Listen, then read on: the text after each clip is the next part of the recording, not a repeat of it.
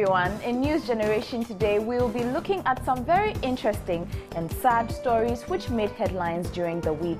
A young girl was knocked down on the N1, which is also known as the George Walker Bush Highway. Our reporter Adelaide spoke to her family and her classmates about the incident.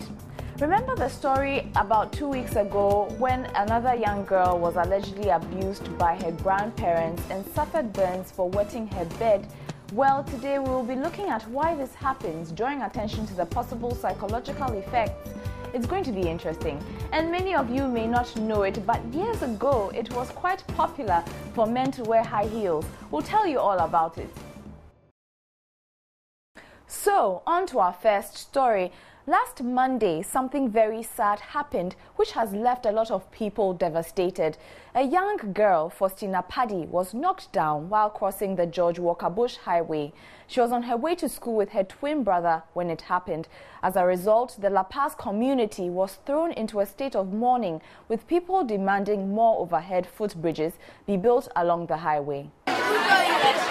Faustina Paddy was a Class 1 pupil at the Seventh-day Adventist Basic School at Niboy Town in Accra at 8 a.m. Tuesday morning. The News Generation team arrived at Faustina's classroom where all her mates were seated, but Faustina and her twin brother's seats were empty. I spent some time talking with Faustina's schoolmates. Girls, tell me, how was Faustina related to you guys when she was around today?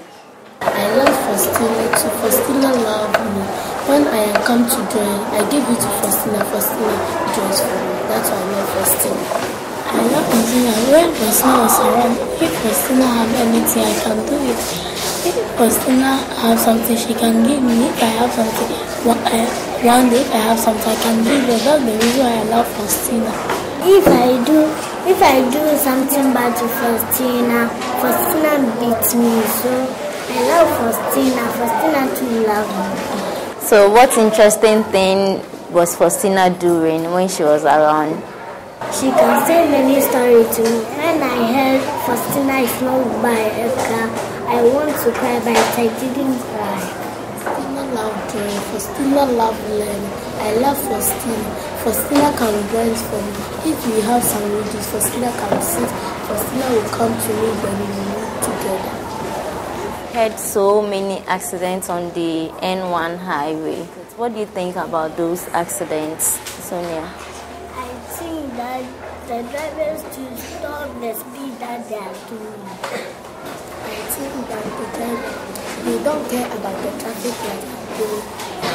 If the traffic light was in red, but the road is many, they can come from another road, they can come from another road. And the driver, they won't speed too much. At Faustina's home, I met with her grieving family. Her mother, Naomi Donko, told me that the twins were hesitant in going to school on that fateful day.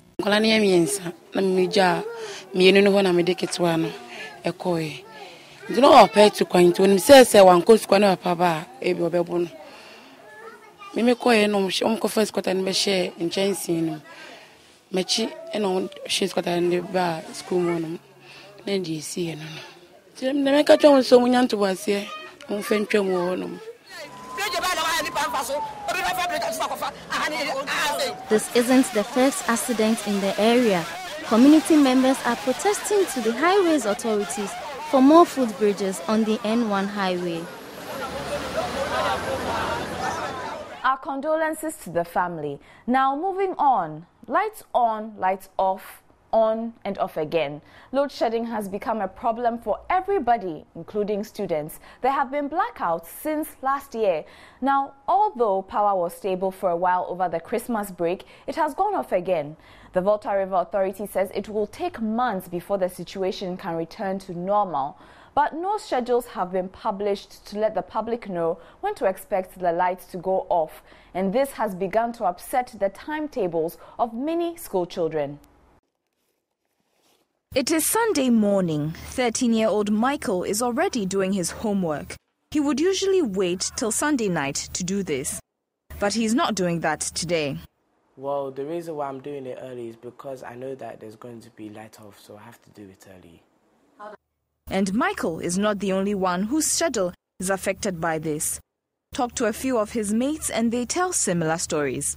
As we speak, I've done some of my homework here in school because I'm not sure whether by the time I get home the lights will be on or off. So I have to be prepared for anything. Sometimes when I have a project work, like I'm tired already, and then when I get home, there is no light, so I get a little frustrated. All the things that I mostly did in the evening, like learning and stuff, I've moved it earlier to a time where I'll be able to learn more. And this isn't the first time these kids are going through this light-off situation. In September last year, a nationwide load shedding exercise was announced. At the time, gas coming to Ghana from Nigeria through the underwater West African gas pipeline was stopped when the pipelines were damaged by a pirate ship's anchor. Ghana gets electricity from a number of sources in order to generate power for the whole nation. 60% of Ghana's electricity comes from water which has been turned into energy at the Akosombo Dam and the Pong Dam. The other 40% is catered for by turning heat energy into electricity through a process known as thermal generation. Think of this as fire coming out of a gas stove. According to the Volta River Authority, this is where the current problem lies. There just isn't enough electricity to go around. We produce just enough to meet the demand. Nothing more, nothing else. There's no backup, no reserve. For the first quarter of this year, we're still going to go through the problem. We have to brace for it. It's the reality. There's no gas until probably the end of March or first week of April. But how does this make Michael and his friends feel? Well, the thing that makes me feel uncomfortable is that I don't know when it's going off, and I think that there should be a schedule, like a routine for the light off. It doesn't really affect me much because I have a generator at home, but some of the things are getting spoiled at home because of the load shedding. Makes me feel like sad. I think that they should hurry up and get that problem fixed because we can't keep on living like this in our country. Going forward from April, if we're able to get the Takoradi 3 project up with about 130 megawatts, if we're able to get gas from Nigeria, Asogli will come up with about 200 megawatts. And touch wood, we're able to bring 1 unit of the Bui Dam up. That's about 130 megawatts. That will help us secure some cushion or reserve.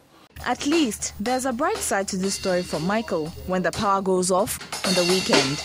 My mom, she takes me, when there's load shedding, she takes me to Afrikiko or somewhere else so that we can have peace of mind or have fun and not stay in the darkness. Oh, light off.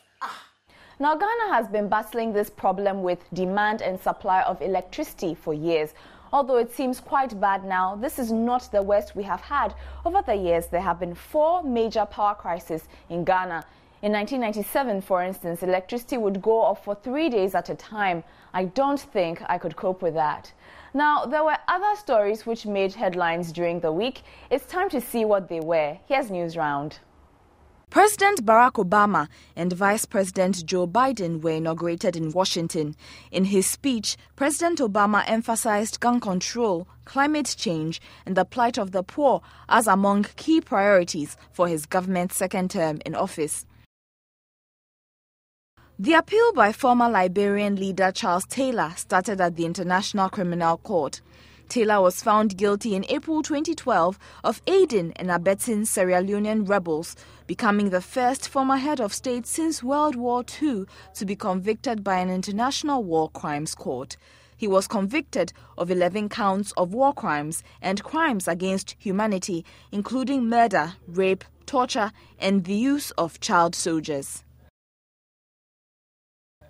Spain's unemployment rate reached its highest level ever as the recession took its toll on the debt-ridden country. Official figures showed that about 26% of the population were without jobs in the last quarter of 2012. Approximately 55% of them were aged 16 to 24 years. The Appointments Committee of Parliament started vetting nominees for appointments to the ministries and regions. This will include speaking with nominees for the 3 new ministries: Ministry of Employment and Labour Relations, Ministry of Energy and Petroleum, and the Ministry of Gender, Children and Social Protection.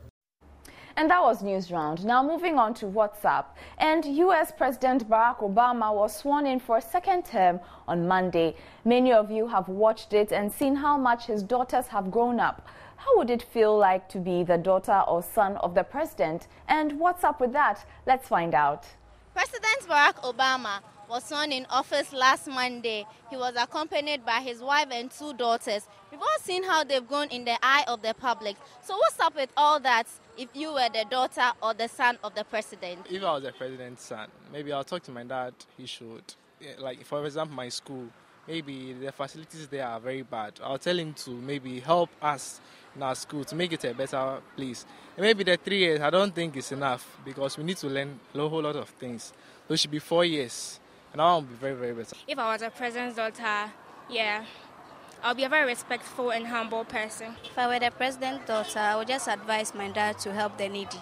I mean, there are students out there who are poor and they don't have any help anyway. So I'll just tell him so that he can bring up something to help them in their education. If I were the president's daughter, I would ask my friends some of the problems they are facing in the country, then talk to my dad about it. I would tell my dad so that anytime that he will make a decision, he should make sure that it is in the likeness of the people. I will help my father to build schools and also to promote healthy growth in the community. Your views on WhatsApp, but it's now time to take a break. When we come back, we will be looking into the issue of bedwetting.